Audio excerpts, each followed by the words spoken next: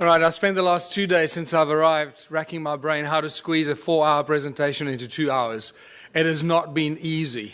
So I'm going to go through this at a pace, not because I want to confuse you or myself, but I feel like if I leave anything out, I feel like I'm robbing you of valuable content. And, what do you leave out of something that's a work in progress that started out 8 years ago with a small little presentation and now consists of volumes and volumes of research and discovery that is, I for one, certainly did not expect to happen to me. So let's kick off. The history of our planet is far more mysterious and stranger than most of us will ever realize. And just by talking to the people here, it becomes very evident. The more people you talk to at this conference, the more evident it becomes.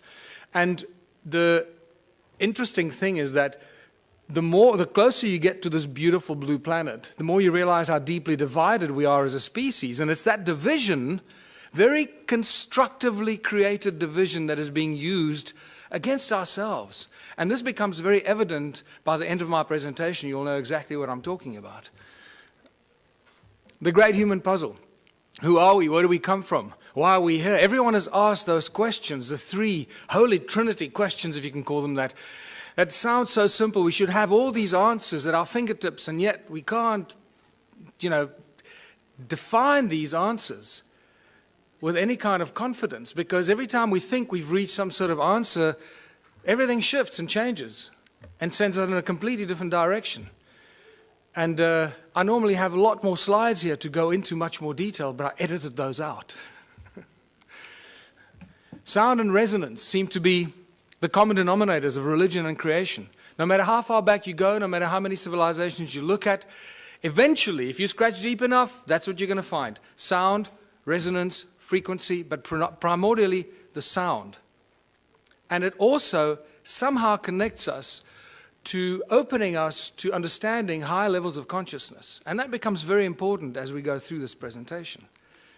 In Christianity, it's the word. God said, let there be light. Okay, let's not get into the semantics. Yes, that we can define that in very various ways, but let's look at the basic stuff that we're dealing with here. The word. First there was the word. In Hinduism, we got the Om, the primordial creative source. The Egyptians sang the universe into creation. All comes to sound. And it gets more interesting as you look at some of the more bizarre and ancient cultures. And you can see this, how these days of creation and the sound of creation is manifested in some of the symbology used in sacred geometry. For example, Christianity can be very quickly described with sacred geometric principles. And you realize that the creator of the universe is not some guy with a white beard sitting on a cloud. That's just complete fairy tale stuff and very distinct part of the control system of humanity. That division principle plays itself out in that philosophy. 6 aspects of Om, or the Om Mani Padme Hum. You see sound frequencies related to the creation process. And in Egyptology, the 6 aspects of the all-seeing eye of Horus. And when you see this, you realize that we're dealing with sound, 6 resonance ratios, all to do with sound frequencies. So sound plays a very important role, and one of the lesser known statements or thought patterns of Nikola Tesla that a lot of people seem to miss is that Nikola Tesla said that the earth rings like a bell. It's continuously ringing like a bell. And if you know how to use this primordial source sound frequency of Mother Earth, you'll know how to convert it into an unlimited source of energy. And I believe that's what he really did. What he did with it up at the top of the tower remains a mystery to most of us, and we're all trying to emulate that. But I believe that he was talking about the sound of Gaia, an unlimited free source of energy.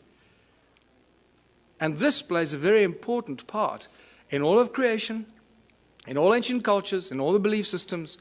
And I believe Tesla used this to do whatever he did to create this free energy that we all try to emulate. But what is sound? What is sound? Because we think that sound is just something that travels at a finite speed. Well, that's been busted now, because in Tennessee, you studied in Tennessee, didn't you? Brooks, at the Middle State Tennessee University in 2005. There were 3 high school students and 2 undergraduates that proved that sound travels beyond the speed of light. I'm not going to go into that, but that's an interesting thing to contemplate. That's one of the best kept secrets of science and physics. Never made it into the mainstream news bulletins. Sound boils water. This is a guy called Peter Davey in New Zealand. Since 1940, this guy's been boiling water with sound frequency. It's not complicated, because everything has a resonance. Everything in the creation and in physical form has its own fundamental resonant frequencies. If we understand the resonance and the sound behind the resonance, we can do everything. Because if sound created the universe and all things in it, because that was done by God, then we should be able to use sound to do everything else. A 92-year-old Christchurch inventor claims to have come up with a novel way to make a cup of tea. He's invented a contraption that he claims uses the power of sound to boil water. Beverly Lockhart went to investigate. It looks like a desk lamp, is cool to the touch and appears to be doing nothing until it comes into contact with water. 92-year-old former Spitfire pilot Peter Davey claims his invention uses the power of sound to boil water. DSIR, they're a bit baffled how it works. Nobody really knows how it works. Davey believes high-frequency sonic vibrations emitted from within the silver bulb cause the water to boil. He says the idea came to him 50 years ago when he noticed different saxophone notes caused different household items to rattle. The mains-powered gizmo has experts intrigued. Never seen anything like it in my life, as they say. Professor Williamson has his doubts about Davey's acoustic theory and suspects there are 2 simple electrodes inside the boiler. It's the conductivity of the water that provides the path for the current and provides the resistance to give the heating. I'm careful that I don't divulge everything. I'm waiting to get a manufacturer that's prepared to put some money into it. And if he does get it on the shelves, he's already got one interested customer. If I saw one in a shop, I'd buy one, because I think they're an interesting little bit of technology. However it is they work. But for now, Davey is savouring his gizmo's success and sticking to his own unique theory on how it works. Beverly Lockhart, 3 News. And in there lies the problem. He's dead. He took his secret to his grave.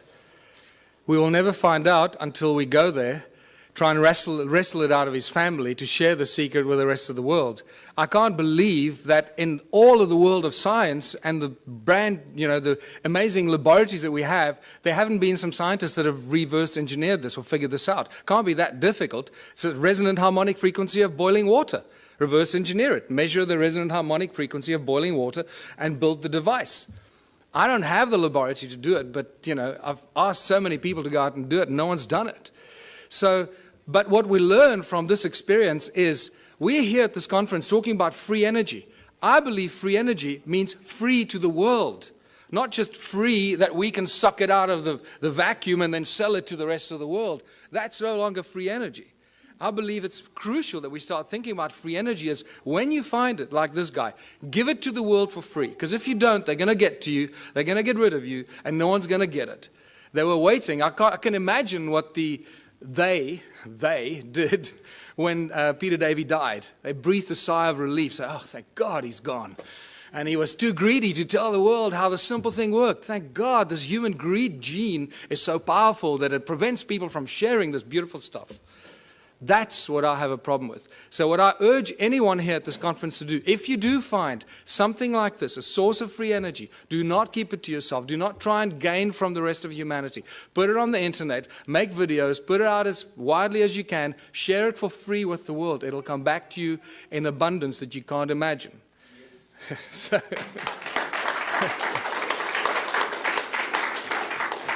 Sound levitates. All ancient cultures talk about levitating things with sound. Not just sound, but also with mind and thought. Now, we hear about it all the time, but until you see something being levitated by sound, it's difficult to comprehend. Here's a beautiful example. Most of the stuff exists on YouTube, but we don't go looking for it. So, notice that you can hear the sound frequencies because the items they're levitating are very light. Remember, the higher the frequency, the higher the energy. So these polystyrene items are very light, so the frequency is lower frequency that's audible to our ears. So when you're trying to levitate giant blocks, you would need very high frequencies that you can't hear, and then it looks like magic. Also note that the sound source comes from two different sound sources, and it seems to levitate it at the cross point, the crossroad of the sound frequencies. That's what the levitation effect is. This is very important later in my presentation. And the knowledge of the ancient cultures.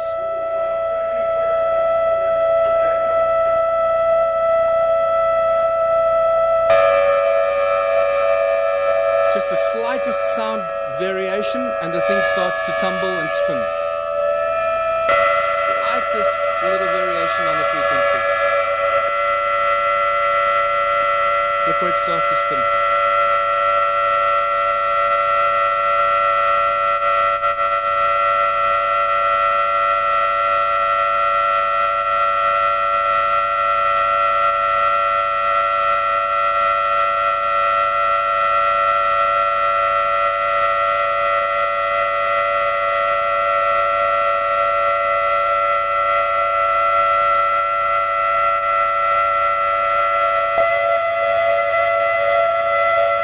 Real irritating noise, but you know, you have to put up with it too.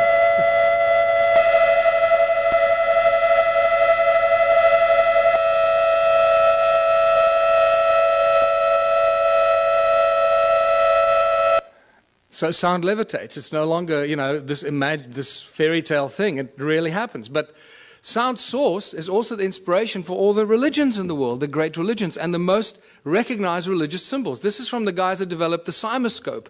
I normally show the cymoscope, but lack of time. So look at this 3D bubble that is created as sound. Remember, sound is a three-dimensional thing. From the pop, it goes in all directions. It's not a wave on a piece of paper.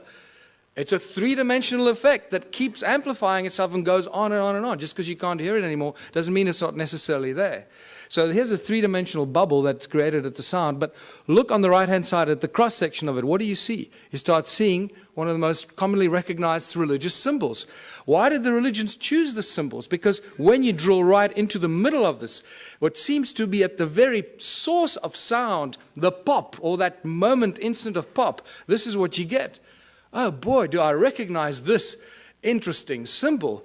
And this is where you realize when the ancient cultures carved these intricate things into rock, they weren't just imagining things. They understood that sound was the source and how sound can create and levitate and manifest shape and form. And that's why they carved hundreds of thousands of these crosses in circles. And not only did they carve it, but it's also recognized by ancient cultures. In southern Africa, it's known as Mabona, the Lord of Light. Lord of Light, sound and light, the creator of all things. The source of all things. And you see this shape repeat itself in some of the most popular religious symbols, like the Coptic and the Pagan Crosses. You see the sacred geometric patterns imitate themselves in these symbols. It becomes very interesting because now you know where they get the symbols from. It all comes from sound. What does this have to do with ancient civilizations and evolution of consciousness? Well, everything, because the ancient cultures understood this. They understood the process, they understood the source, and they used the source of sound as a source of energy. And this is what my discoveries show in South Africa. The resonating chambers for creation of energy, that's what the pyramids were. Many researchers are starting to reach that conclusion, that they were actually resonating cavities to create huge amounts of energy. And they would have looked something like this. What's also clear to me, the more research I do, especially at the sites in South Africa, realizing that we're dealing with sound and light, that they probably used light to activate some of these sound devices. They were actually resonating chambers, that it was activated by light. And this is why they were aligned with solstices and equinoxes with specific frequencies and energetic alignments of the movement of the sun that would activate these ancient sites and then bring them to life. Something like that. And if you think that's not happening, there's an interesting photograph that is available on the internet of some strange energy forms coming out of the pyramids, taken with some weird lens that shows you energetic frequencies, and this got me very excited because this is directly connected to my discoveries in the stone circles of southern Africa. This is some interesting symmetrical interference patterns that were taken at Stonehenge, which tells us that Stonehenge was not an accidental bunch of, long-haired, loincloth, cavemen that built this with ropes and pulleys. And when you go to Stonehenge, they still have that image on the side of the tunnel as you walk towards Stonehenge. They still show the guys with ropes and pulleys building Stonehenge. It's insane. So it's a very, very advanced device, Stonehenge. And what blew my mind is how old Stonehenge is. This is probably one of the oldest sites on Earth. It's probably more than 1 million years old. Are there any geologists here? Any geologists? Well, most of you are homemade geologists. You're told that that stone there fell over. It was the twin of that stone, and it fell over. Right? They were connected at the top, and it broke when it fell over. Well, there's the break. Okay, now this is sarsen stone. It's very, very hard, one of the hardest stones known to us. There's the break. Does that look like a 5,000-year-old break and erosion? Absolutely not. We're dealing with hundreds of thousands, probably millions of years of erosion to erode about this far. This is not a new structure, people. Stonehenge is extremely old. Your mother will lie to you, your priest will lie to you, but the geology is not going to lie to you. There it is. Do with this what you want.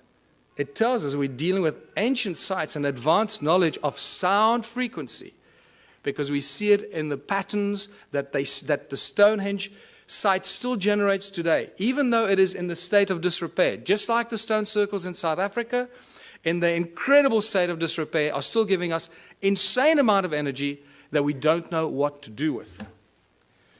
This is another example of how old Stone Age is. That crack was clearly not there when the builders built it. You wouldn't put a lintel up with a crack in it. So we have to assume the crack happened after the event. And look at the erosion around the crack. I mean, this is insane amount of erosion. So, modern day levitator. Southern Florida, this guy called Ed Leeds Cullen in the 20s built this amazing place called Coral Castle. This is still a mystery to a lot of people, or they don't know about it.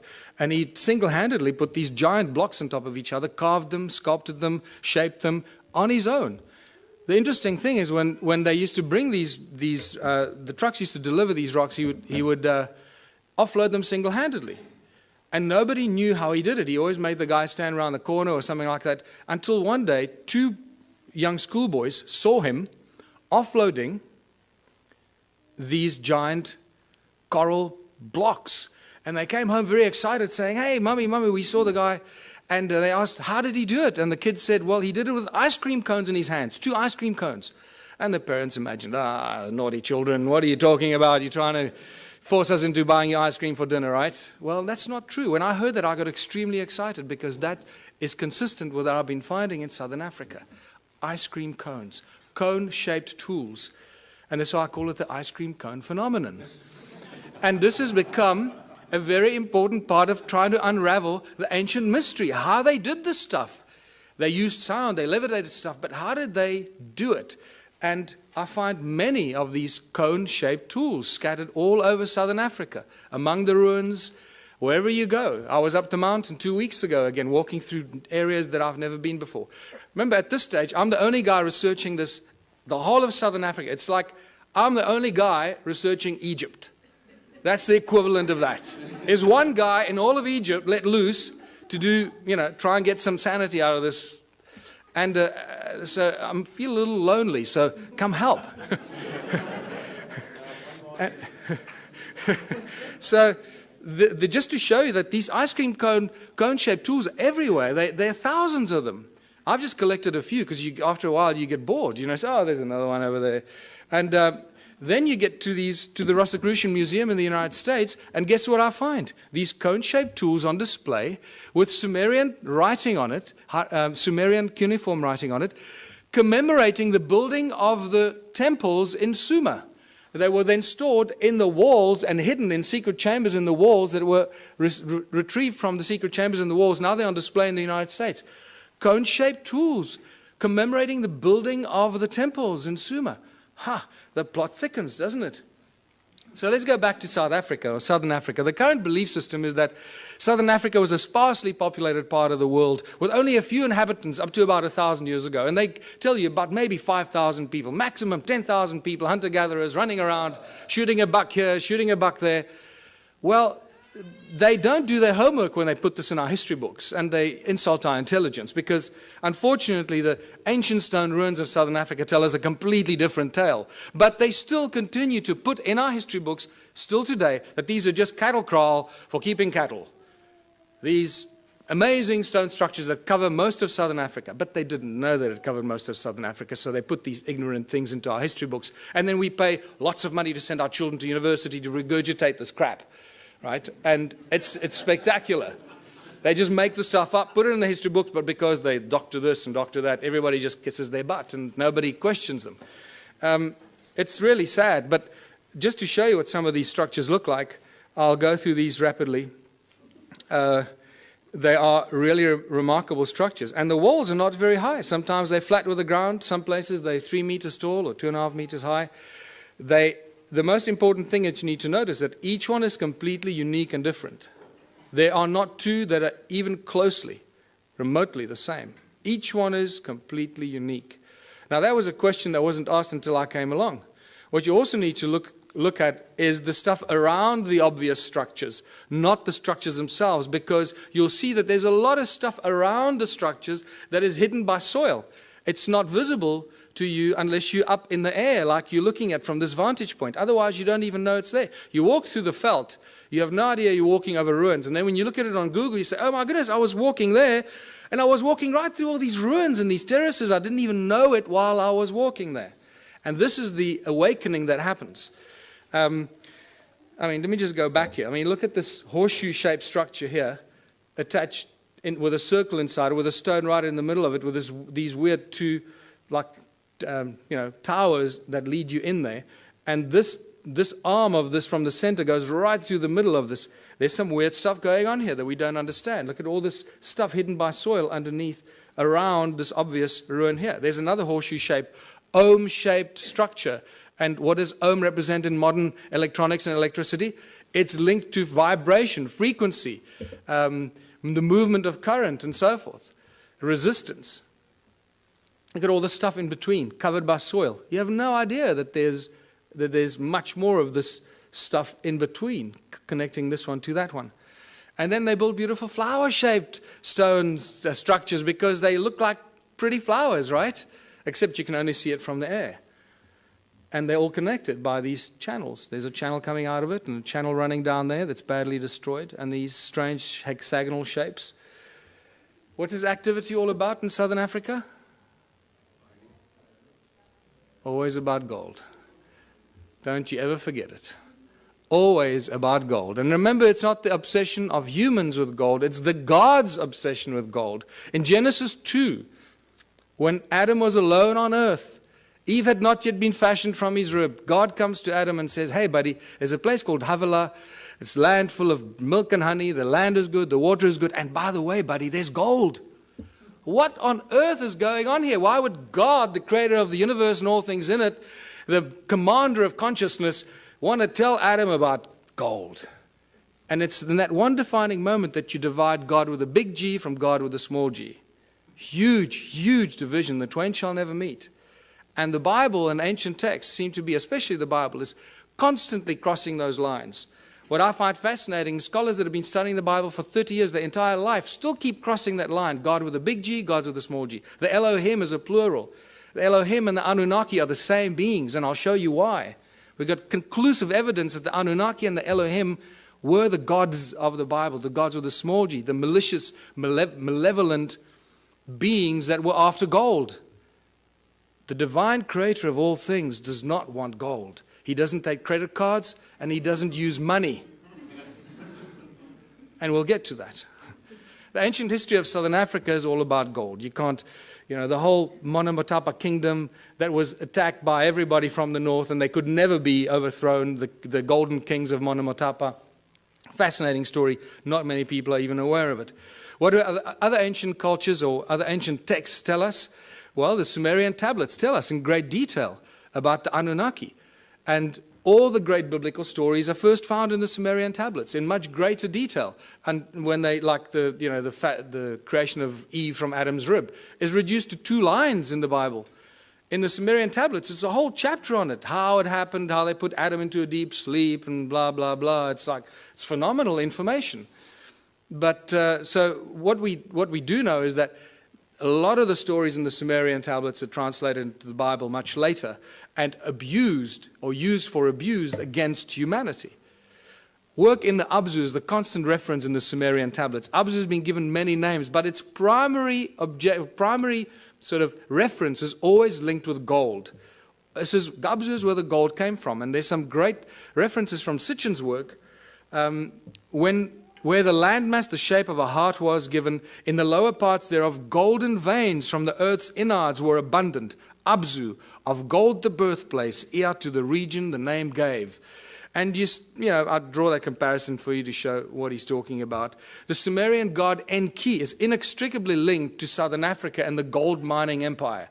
And in my longer presentations, I go into more detail why I say this, but it's just overwhelming. It keeps coming in waves and waves, how Enki is linked to Southern Africa and the gold mining empire that he set up there some 400,000 years ago. Now, Enki is not unknown in African ancient history. Creator Mutwa told me that Enki is known as Enki, the creator of the human race. Just to throw that at you. And it gets weirder and weirder the deeper you go into this. And then Enki decides to create a species because they needed help to get the gold out of the mine. You can't just use machines. Machines break. And it's much easier to clone a species and train them and let them do this stuff, because if they die or get sick, then you just replace them. It's better than building machines. They just breed on their own. Look what they've done. 7 billion. Great breeders, these machines, these slaves. Let us create a Lulu, a primitive worker. The hardship work to take over. Let the being, the toil of the Annunaki carry on his back. Tells us very clearly what these guys were up to down there. Planning to create the Adamu. A primitive worker shall be created. Our command will he understand. Our tools he will handle. To the Annunaki in the ABZU relief shall come. So we know that the Annunaki were in the ABZU. They were doing something. They needed relief. And for this they needed a slave, and they cloned it. And boy, did they do a good job. This is fantastic reference to Enki's house, his mines, and his technology. In the midst of the ABZU, to a place of pure waters, Enki betook himself. In that land, a place of deepness he determined for the heroes into the earth's bowels to descend. Before they cloned the slaves or the human race, they referred to the Annunaki who were doing the gold mining as the heroes, because they were doing the hard work in the gold mines. So for the heroes into earth's bowels to descend. The earth splitter that Enki established. Now I'm going to show you the earth splitter because this is one of my discoveries in South Africa. Therewith in the earth a gash to make, by way of tunnels, earth's innards to reach, the golden veins to uncover. Boy, now that we found the physical evidence in South Africa and Zimbabwe, mostly, suddenly Sitchin's work becomes like poetry, because we can point to what he's referring to. We've got the physical evidence for which he's often undergone a lot of criticism, Oh, he's making this stuff up. Well, anyone who's still a naysayer about Sitchin's work, wake up. We got the physical evidence. It's there in beyond believable abundance.